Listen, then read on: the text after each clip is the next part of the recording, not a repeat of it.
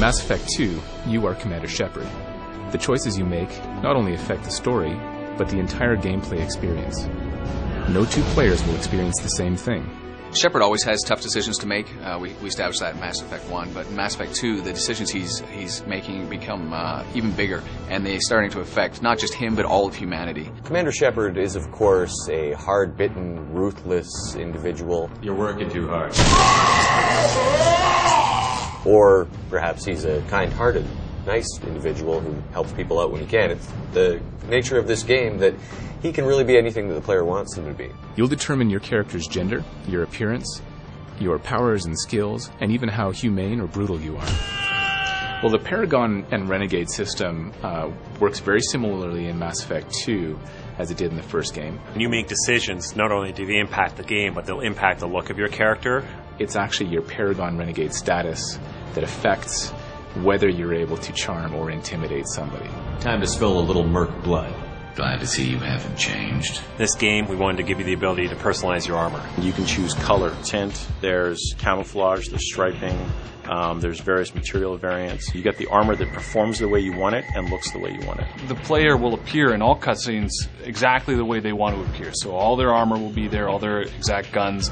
So that's really exciting because it helps to draw the player that much more into the cinematic experience because that is their character playing out that adventure. Well, I think everybody loved the idea that you could go off the beaten path of the story and explore the galaxy.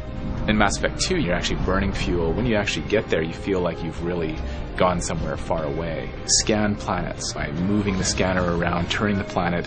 When you find a location, that becomes what we call an N7 mission. The N7 Worlds was a chance for us to really explore those special science fiction moments you see in the movies and giving the level artists a chance to do something different and unique that you really can't bring to the core game. Some of them are standard length, like 30, 40-minute missions. Other ones are very short, like 10 minutes. They all tie back in the main story somehow.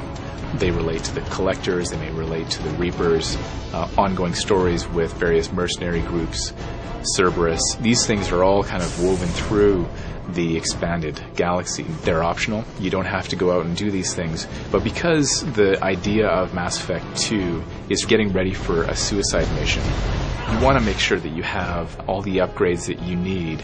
Just because we can follow the Collectors doesn't mean we can take them out. I don't want to go after them until I know we're ready. If you don't have your guns upgraded, for example, on the Normandy, there will be repercussions in the endgame for not having that. So it's obviously in your best interest to go out and make sure that you explore and do these research missions. Mass Effect 2 is your story.